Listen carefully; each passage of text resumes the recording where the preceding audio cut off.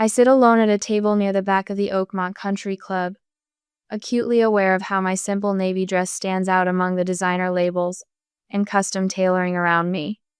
Champagne flows freely as waiters in crisp white jackets weave through the crowd, their trays balanced effortlessly above the celebrating guests. This is David's big day, his graduation from business school with honors. My parents have spared no expense. Mom catches my eye across the room, her smile faltering for just a moment before she turns back to her friends.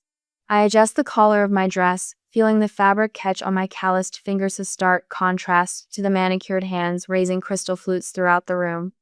The ice in my water glass clinks as I take a sip. I don't dare touch the champagne. Last time I had a glass at a family function, Dad commented that I couldn't even hold my liquor properly. So water it is.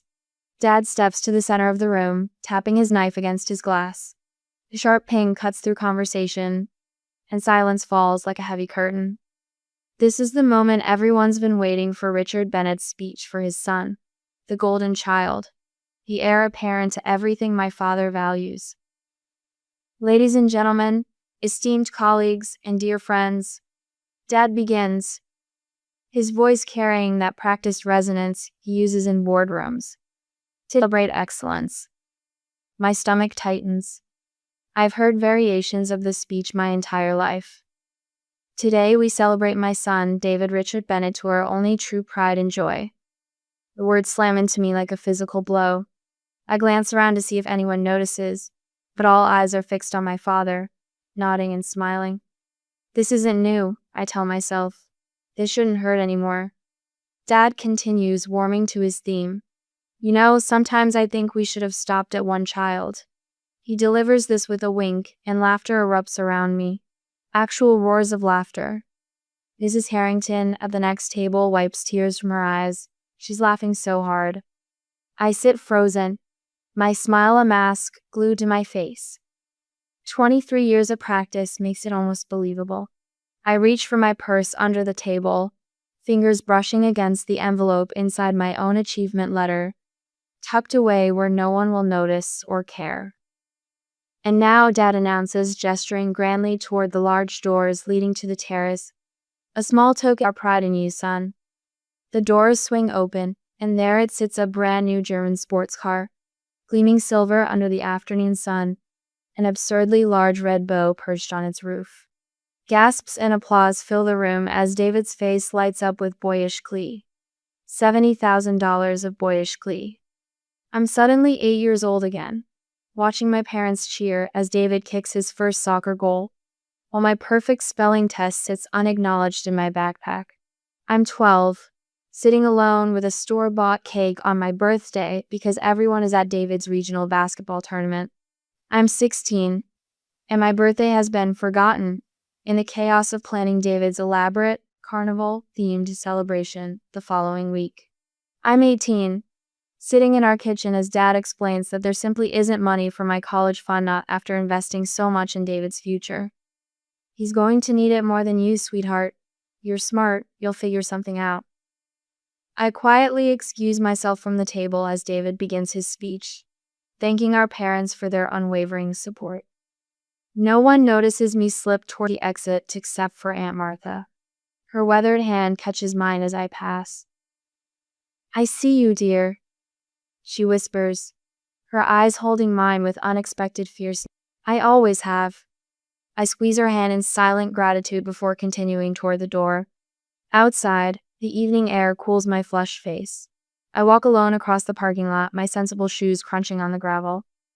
The sounds of celebration drift through the open window, slaughter, clinking glasses. My mother's delighted squeal as David must be doing something charming. I stop in my Cara 10-year-old sedan I bought with my own money and catch my reflection in the window.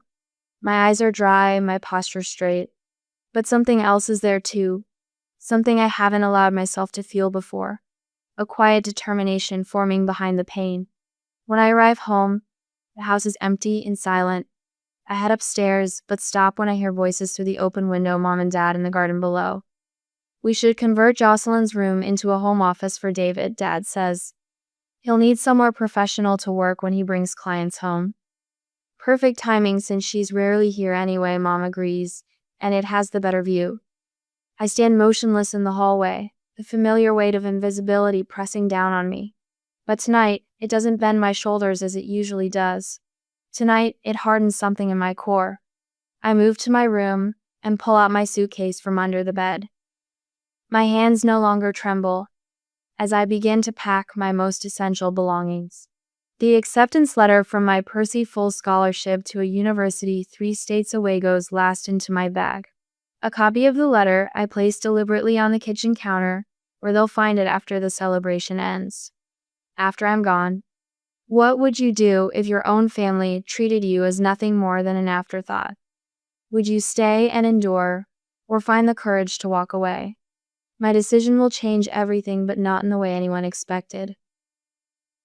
The trunk of my car is half filled when headlights sweep across the driveway. Mom's silver Mercedes pulls in, followed by Dad's BMW. The graduation celebration must have finally wound down. I straighten my spine as car doors slam in unison. What drama is this now? Mom's voice cuts through the evening air as she approaches, her heels clicking on the concrete. She doesn't look at my packed belongings, just flicks her gaze over me with practiced dismissal. Dad doesn't even pretend interest. For God's sake, Jocelyn, can you go one day without making everything about you? This is David's special day. I continue loading a box of books into my trunk. I'm not making anything about me.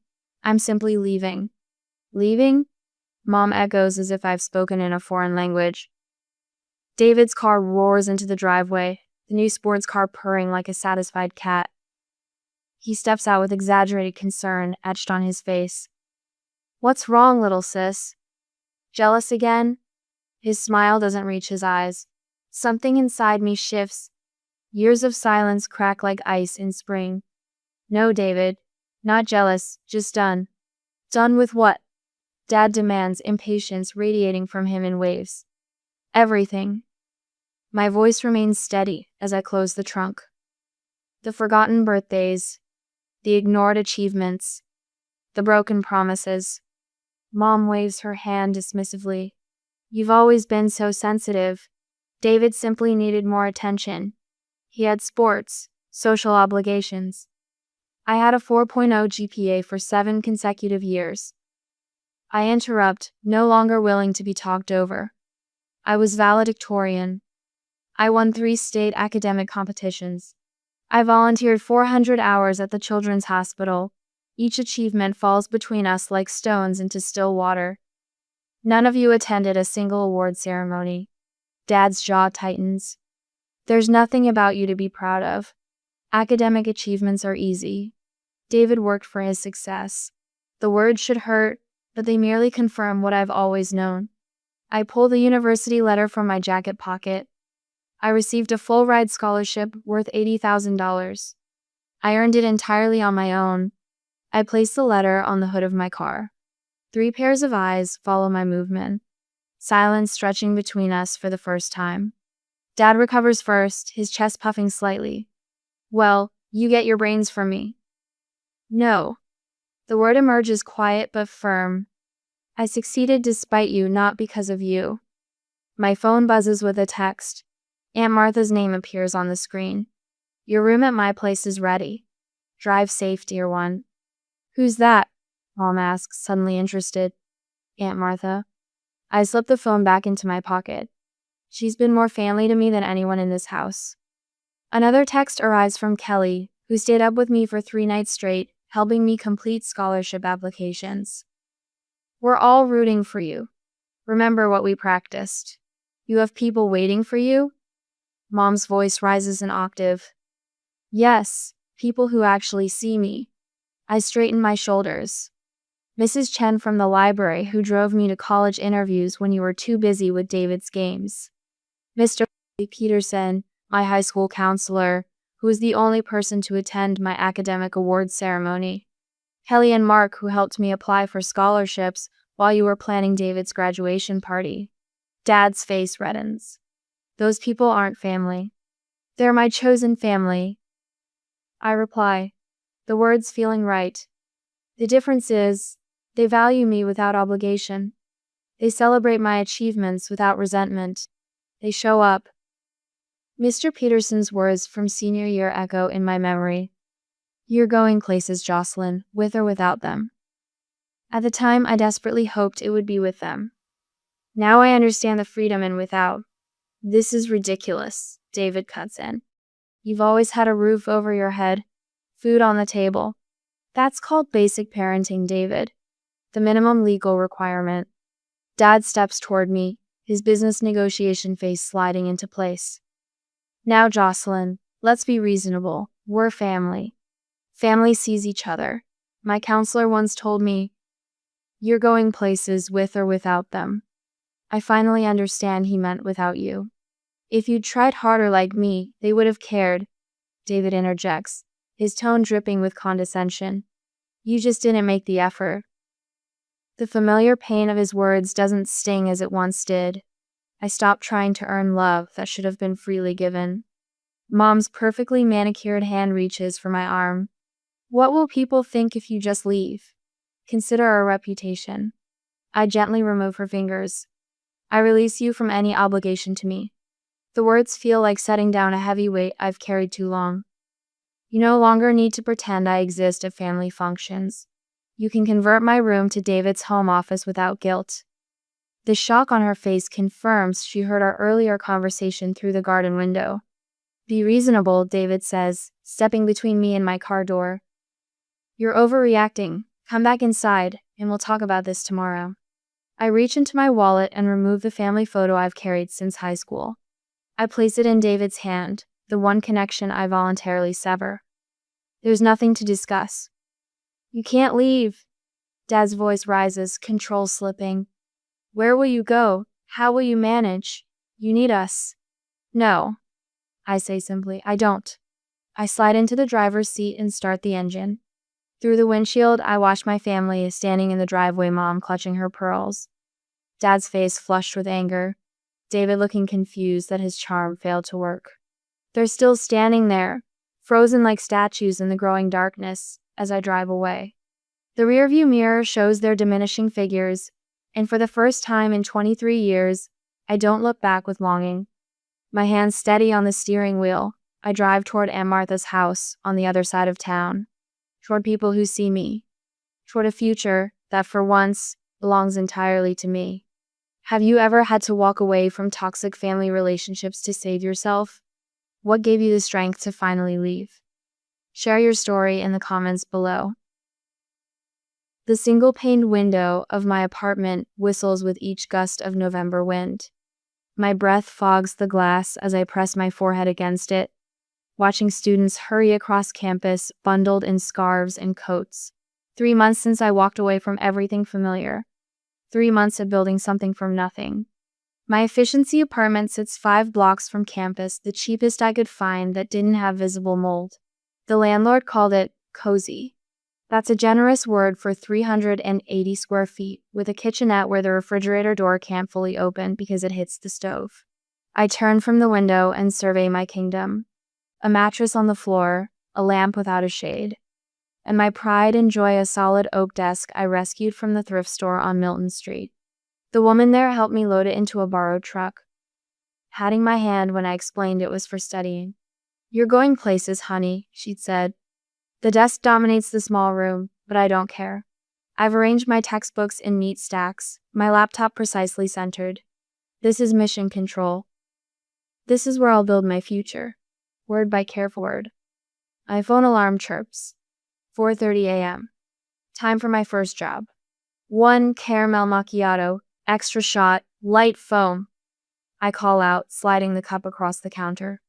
The morning rush at Beans and Books hits like a tidal wave, students desperate for caffeine before 8 a.m. classes, professors grabbing fuel for office hours, commuters stopping en route to corporate jobs downtown.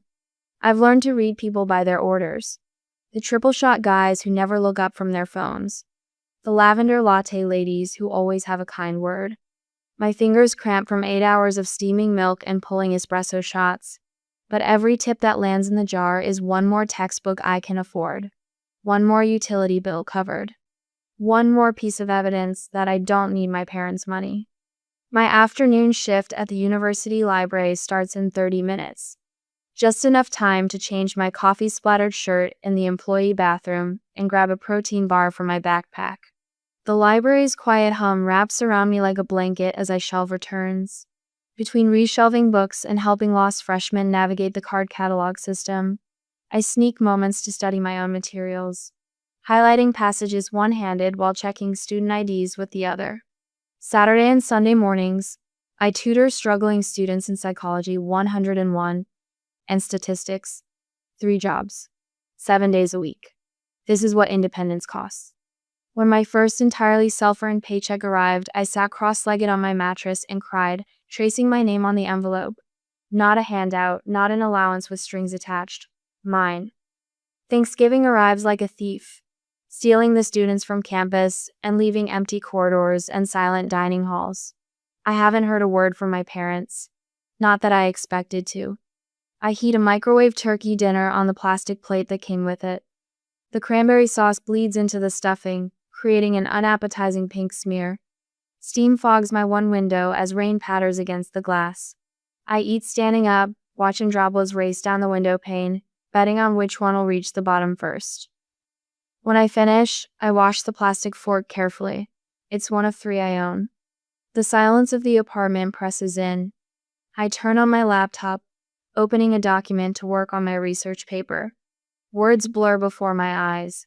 For one weak moment, I imagine the scene at home, the formal dining room table extended to its full length, Mom's good china gleaming under the chandelier light, Dad carving the turkey with surgical precision, while David tells some amusing anecdote from work. They've probably placed my chair in storage. I close the laptop and curl under my blanket, fully clothed, counting breaths until sleep comes. The Christmas card arrives the week before finals, addressed to occupant, with my apartment number scrawled as an afterthought. Inside, a family photo. Mom, Dad, and David standing before the fireplace, color coordinated in red and green. No empty space where I should be. No acknowledgement of absence. I pin it to my corkboard as a reminder. That night, walking across the campus quad, I pass a father hugging his daughter goodbye after visiting for the weekend. Her face glows with the uncomplicated happiness of someone who has never questioned her place in her family's heart. I make it back to my apartment before the sobs come, great heaving waves that bend me double. I press my fist against my mouth to hold them in. These walls are thin, and my neighbors don't need to hear my breakdown. Later that night, my thumb hovers over my parents' number in my phone. One call, one moment of weakness. I imagine Mom's voice distracted, always slightly impatient. Dad's perfunctory greeting, waiting for me to explain why I'm bothering him. I delete their number and toss the phone onto my mattress. Miss Bennett, do you have a moment after class? Professor Whitaker peers at me over her reading glasses. She's formidable steel gray hair, pulled into a tight bun, posture like she's balancing a book on her head. Her developmental psychology course is the most challenging of my freshman year, and her approval is as rare as winter sunshine. Your research proposal shows unusual insight, she says once the classroom empties. Your analysis of attachment theory as it relates to adult sibling relationships is graduate-level work. I stand straighter, warmth spreading through my chest. I'd like you to consider expanding it for the department symposium in spring. She continues. With my guidance, of course. I have a research assistant position opening next semester. Paid. A 4th job. A mentor.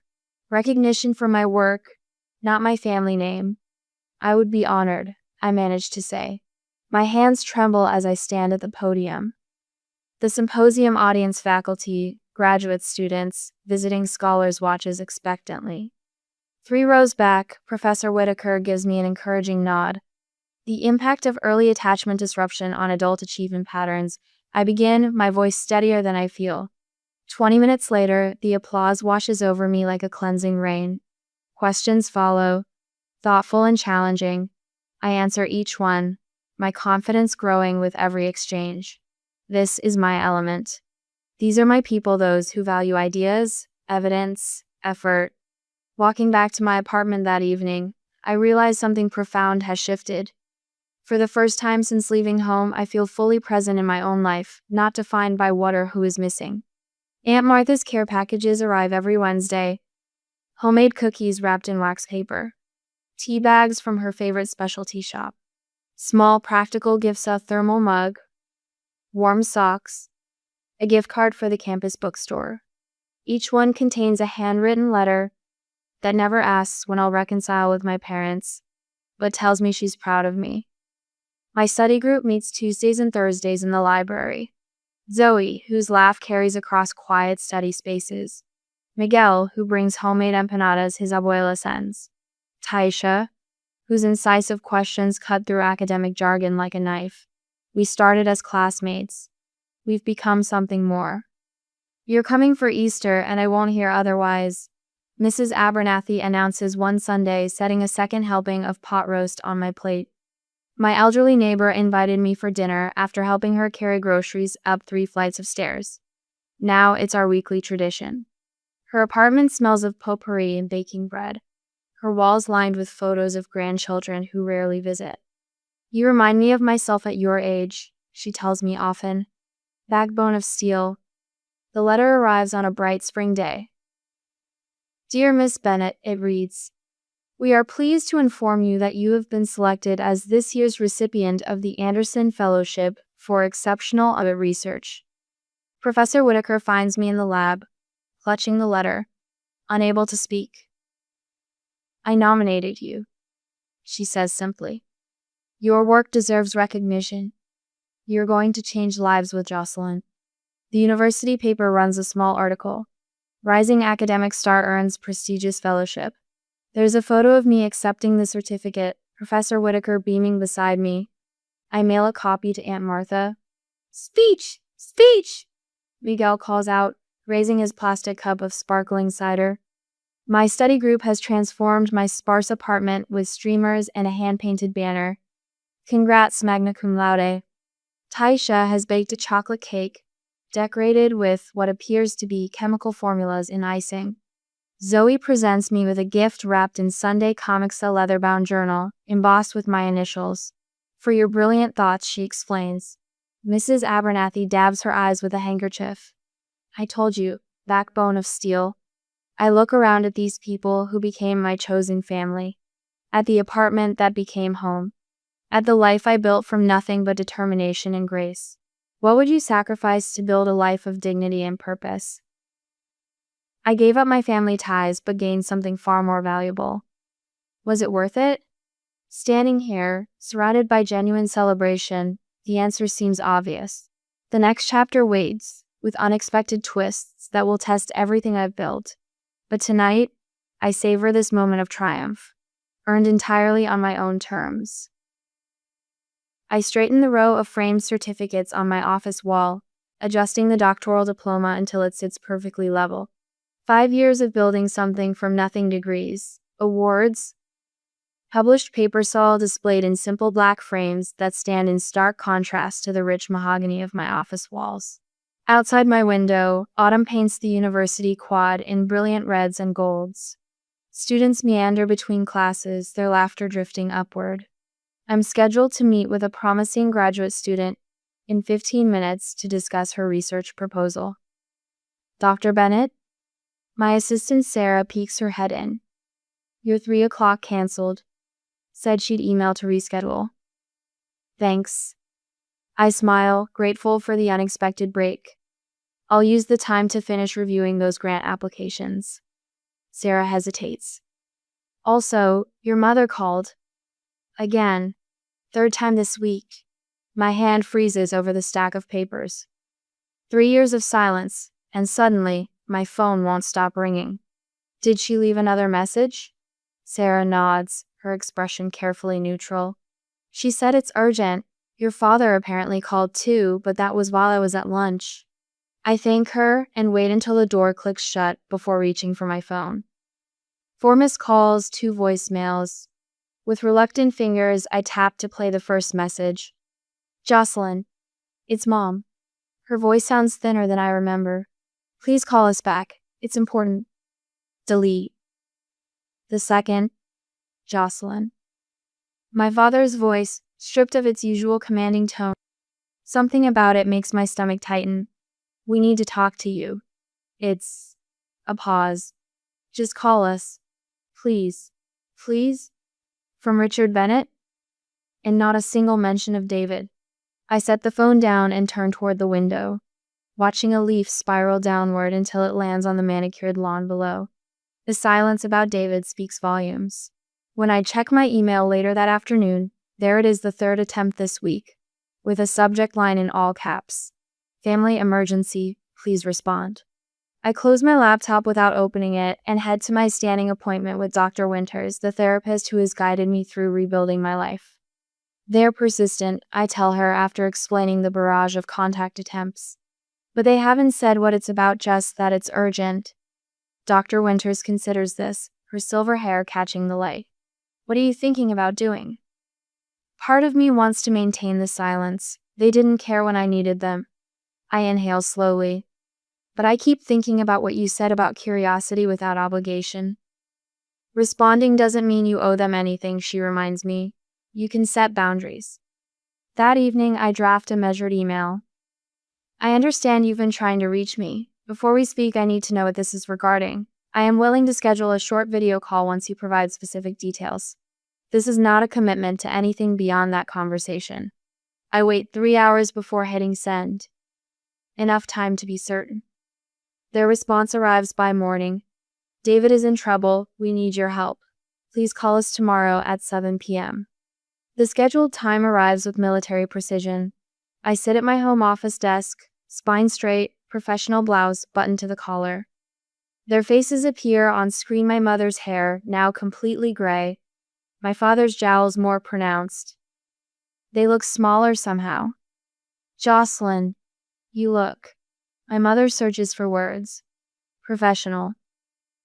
Thank you for agreeing to speak with us, my father says, the words clearly familiar in his mouth. I steer past their attempts at small talk. You mentioned David is in trouble. What's happening? They exchange glances.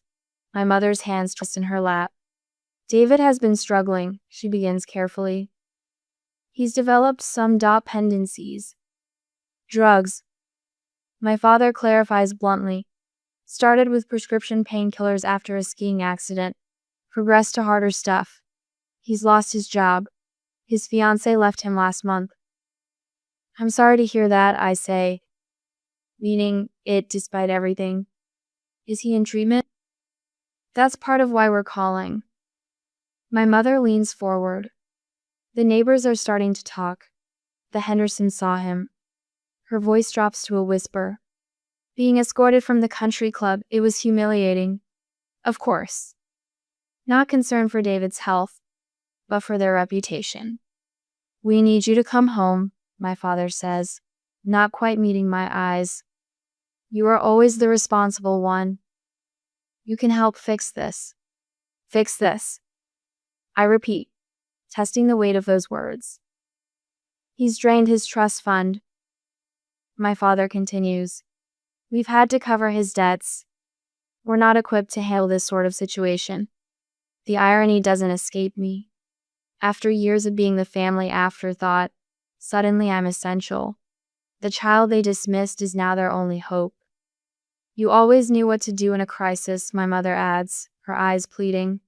You always cleaned up the messes. The responsible one, I echo, the old label settling on my shoulders like a familiar weight I'd long since discarded. Interesting that you remember that part now.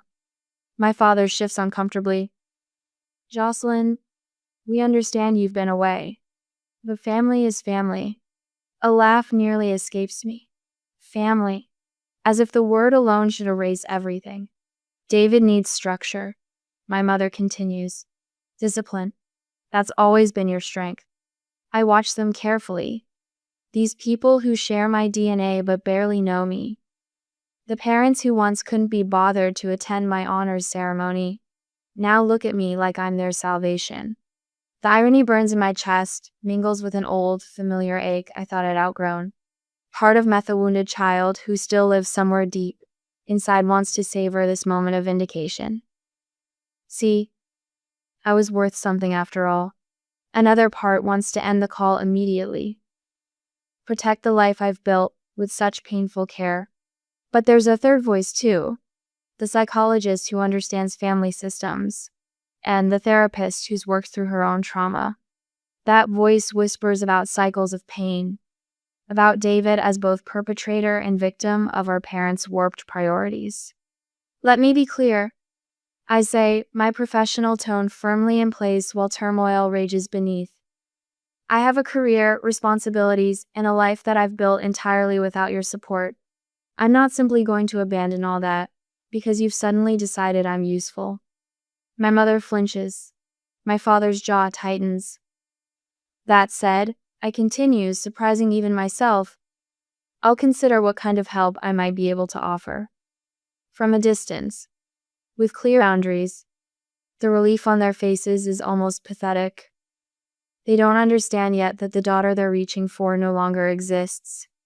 The woman I've become isn't desperate for their approval. She doesn't clean up messes to earn love that should have been freely given. I'll need to think about this further. I say finally, my voice steady despite the storm inside. I'll contact you next week with my decision. As I end the call, their anxious faces disappear from my screen. I sit motionless, listening to my own breathing in the quiet room. What they're really asking hangs in the air, unspoken but unmistakable. Come save the son we always chose over you. The tables have turned so completely it's almost dizzying. The golden child has fallen. The afterthought has become essential. And I'm left to decide whether I'm strong enough to help without losing myself in the process. I sit in my office chair, spine straight, fingers hovering over the keyboard. The familiar weight of academic books on the shelves behind me grounds me as I prepare for this call. On my computer screen, the video conference window shows my reflection professional blouse, subtle makeup, hair neatly styled. Nothing like the awkward, invisible girl who fled home 5 years ago. You don't owe them anything, Dr. Winters, my therapist had reminded me yesterday. Remember your boundaries. I take a deep breath and click connect. The screen flickers, and there he is. David's face appears, hollow-cheeked and sallow, his once confident jawline now slack, obscured by patchy stubble. Dark circles underline bloodshot eyes. This stranger wearing my brother's face stares back at me, his hand trembling slightly as he adjusts the camera. "Jocelyn," he says, his voice scratchy. "You look good." Before I can respond, movement behind him draws my attention. Mother appears, her carefully maintained appearance now showing cracks a shade too brassy, makeup slightly overdone, as if compensating for something. "Jocelyn, thank goodness," she gushes, leaning into frame. "We've been beside ourselves with worry about your brother." Father crowds in next, his imposing frame diminished somehow, but his eyes still calculating. "The Hendersons asked about you at church," he says instead of hello. "I told them you were doing important research abroad. Couldn't exactly tell them the truth, could we?" I feel my jaw tighten. I agreed to speak with David, not to a family intervention. "Now, sweetheart," Mother begins in that tone that always preceded manipulation. "We're all just trying to help David through this rough patch. The neighbors are starting to talk." "The neighbors," I repeat, my voice flat. "That's your concern right now?" "Well, if you'd been here," Father starts, his voice rising. "Maybe your brother wouldn't have." "I need to talk to Jocelyn alone."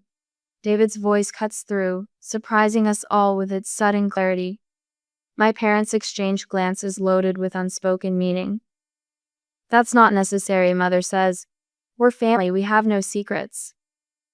David looks up, something hardening in his face, a flash of the golden boy assertiveness. "Please, just give me 10 minutes. After more protests and significant looks, they reluctantly leave. The quiet that follows feels like the pause between lightning and thunder. I wait, letting the silence do its work. 5 years of academic research has taught me the power of patient observation. "They're gone," David confirms, glancing over his shoulder. He turns back, eyes suddenly welling with tears. "God, Jocelyn, I never wanted any of..." I wasn't prepared for this. Anger, excuses, even arrogance, those I had strategies for. But this naked vulnerability catches me off guard. Any of what exactly? I ask carefully. This life they planned for me. His voice breaks. The prestigious career, the country club membership, the perfect wife from the right family. He runs shaking hands through his unwashed hair. I just wanted to make music, remember? Before Dad convinced me it was a hobby, not a future. I do remember. David at 16, composing songs in his room late at night. Before the business school applications Father filled out for him. So you turned to drugs instead? The words come out sharper than intended. Pills first, he admits, not meeting my eyes. After a panic attack during final exams. Then more to handle the pressure at the firm. Then, he gestures vaguely at himself. This. He looks up suddenly, eyes clear despite their redness. They made you the scapegoat and me the golden child. But we both lost, Jocelyn. Neither of us ever had a chance to be ourselves. The words hit me with physical force. All these years, I'd pictured David reveling in his favored status while I suffered in silence. I never considered he might be suffering too, just in a different cage. You never stood up for me, I say, my voice steady despite the storm inside. All those years, David. All those birthdays and achievements. You watched them erase me. I know. He doesn't try to defend himself. I was too weak. Too afraid of losing their approval. By the time I realized what was happening, the pattern was set. He wipes his eyes with his sleeve. I'm sorry, Jocelyn, not that it matters now. But it does matter. Something shifts inside men of forgiveness exactly. The recognition. I see him clearly for perhaps the first time, not as the golden child or the fallen favorite, but as another casualty of our parents' toxic love. We were both victims in different ways, I say softly. Two sides of the same dysfunctional coin. David nods, relief washing over his features. They're talking about sending me to some spa in Arizona, where celebrities go to rest. They're more worried about keeping this quiet than getting me actual help. That's not happening, I say firmly. If I'm involved, you'll get real treatment. Professional rehabilitation with addiction specialists and therapy. No family cover-ups. They won't like that. I'm not doing this for them. My voice is steady now, certain. And I won't be moving back home or handling this quietly. Those are my terms. What about us? He asks, vulnerability naked on his face. You and me? I consider this carefully. The hurt child in me wants to punish him for his complicity. The psychologist in me recognizes the complexity of family dynamics. The woman I've become knows that healing doesn't require forgetting. I'll help you find yourself, David, I finally say, not become their version of you. That's the only relationship I'm interested in building. For the first time in our adult lives, I see something like genuine hope in my brother's eyes. Not the manufactured confidence of the golden child, but something more fragile and real. I'd like that, he whispers as footsteps approach behind him. Our time is up. As my parents re-enter the frame, already talking over each other with plans and excuses, I watch David's face. Something has shifted between USA first tentative bridge across years of manufactured division. I don't know if healing is possible after such deep betrayal. But as I set out my terms to my stunned parents, I realize that compassion doesn't require sacrificing myself again. This time, if I walk back into their lives, it will be standing tall, with boundaries firm and eyes wide open. I stand ramrod straight in the morning sunlight as David signs the intake papers at Riverside Recovery Center. The facility's red brick exterior and professionally landscaped grounds look nothing like the sterile institutions I'd feared. My professional connections ensured he'd receive proper treatment, not the quick fix our parents wanted.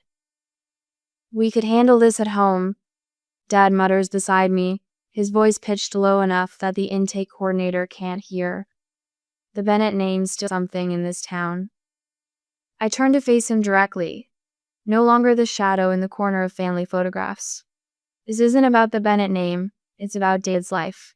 Mom wrings her designer scarf between manicured fingers. What will people think? That's exactly the thinking that got us here, I reply, my voice steady. 5 years of building my own life has washed away the desperate need for their approval. 3 weeks later, I sit across from our family therapist, Dr. Winters, in a session I scheduled around my teaching commitments. Jocelyn never had problems growing up. Mom insists, rewriting history with breathtaking confidence. David was the one who needed extra attention.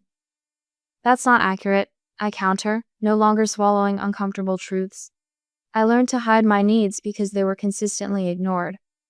After the third session, Mom catches me in the parking lot.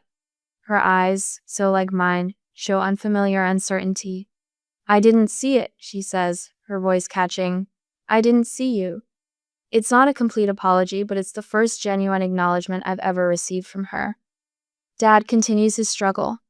During family sessions, he sits with arms crossed, occasionally offering grudging participation.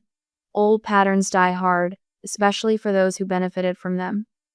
David, however, transforms. Each week reveals more of the person beneath the golden child facade. During our private visits, he speaks of finding his own path after discharge. I never wanted the corporate career, he confesses one afternoon. That was all Dad. The day David completes the program, there's a small gathering in the center's community room, no champagne, no speeches about family legacies. Just coffee, store-bought cookies, and genuine smiles. He approaches me with a wrapped package. Inside is a framed copy of my first published paper on family trauma and resilience. I read it, he says, unexpected pride in his voice. I understand now. Our parents stand awkwardly nearby, attempting conversation without their usual condescension. 5 years later, David and I sit on a park bench near the university, where I now chair the psychology department. The scholarship fund I established for students from challenging family backgrounds has just accepted its 20th recipient. David, now a certified addiction counselor, checks his watch. My next group starts in an hour, he says, the contentment in his voice a world away from the hollow man who entered rehab. My memoir about family dynamics sits on bestseller lists and has become required reading in psychology courses nationwide. Not for fame, but for the ripple effect of truth-telling. A young woman approaches, clutching my book to her chest. Professor Bennett, your memoir helped me find courage to set boundaries with my own family. I just wanted to thank you. David smiles proudly as she walks away. Between us lies the comfortable silence of two people who've rewritten their story together. Sometimes the most loving thing we can do is walk away, I say, watching students cross the quad. And sometimes the bravest thing is to return, but always on our own terms. What does true family mean to you? Is it blood connection, or people who respect and value you? Jocelyn discovered it was possible to redefine family on her own terms.